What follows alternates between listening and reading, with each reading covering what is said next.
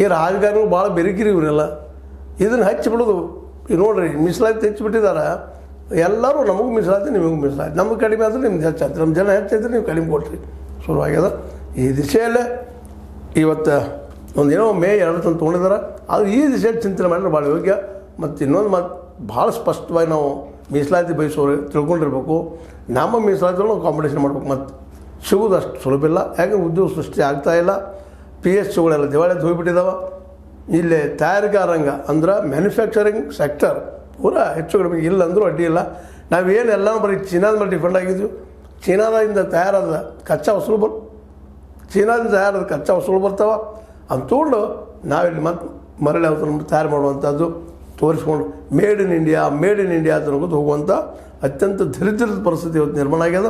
ಅದಕ್ಕಾಗಿ ಈ ಒಂದು ದಿಶೆಯಲ್ಲಿ ಈಗಂತೂ ಒಂದು ಸ್ವಲ್ಪ ಎಲ್ಲರೂ ಶಾಂತ ಆಗುವಂಥ ಪ್ರಸಂಗ ಬಂದದ್ದು. ಯಾಕಂದ್ರೆ ಲಿಂಗಾಯತ್ ಮತ್ತು ಒಕ್ಕಲಿಗ ಸಮುದಾಯಗಳು ಪೂರ್ತಿಯಾಗಿ ಇದನ್ನು ವಿರೋಧ ಮಾಡೋ ಸಲುವಾಗಿ ತಯಾರಿ ನಡೆಸಿದ್ರು. ಈ ಸಂದರ್ಭದಲ್ಲಿ ಒಂದು ಸ್ವಲ್ಪ ಮುಂದೆ ಹಾಕಿದ್ದಾರೆ. ಬೀಸೋದು ಅಂತ 100 ವರ್ಷ ಆಯುಷ್ ಅಂತ. ಹಂಗೆ ಇದು ಒಂದಿಷ್ಟು ದಿವಸ ಮುಂದೆ ಹೋಗಲಿ. ಬಟ್ ಎಲ್ಲ ನಾವು ತಿಳ್ಕೊಳ್ಳೋಂಥದ್ದು, ನಮಗೆಲ್ಲ ಮೀಸಲಾತಿ ಸಿಕ್ಕರೆ ನಮಗೆ ಸ್ವರ್ಗ ಸಿಕ್ತು, ನೌಕರಿ ಸಿಕ್ತು, ನಾವು ಆರಾಮಿರ್ತೀವಿ ಅಂತ ನಾವೆಲ್ಲ ತಿಳ್ಕೊಂಡಿದ್ರೆ ನಮ್ಮಷ್ಟು ಬುದ್ಧಿಗೇಡುಗಳು ಯಾರೂ ಇಲ್ಲ ಅಂತ ಹೇಳಬೇಕಾಗ್ಯದ.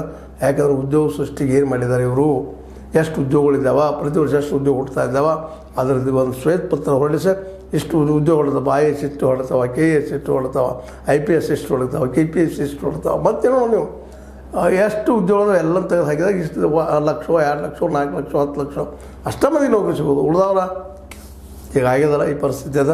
ಇರಲಿ, ಈ ಆತಂಕವನ್ನು ನಿವಾರಿಸುವಂಥ ಕೆಲಸವನ್ನು ಮಾಡೋ ಸಲುವಾಗಿ ಒಂದಿಷ್ಟು ಮುಂದೆ ಹಾಕಿದ್ದಾರೆ ಇವರು ಸರ್ಕಾರದವರು.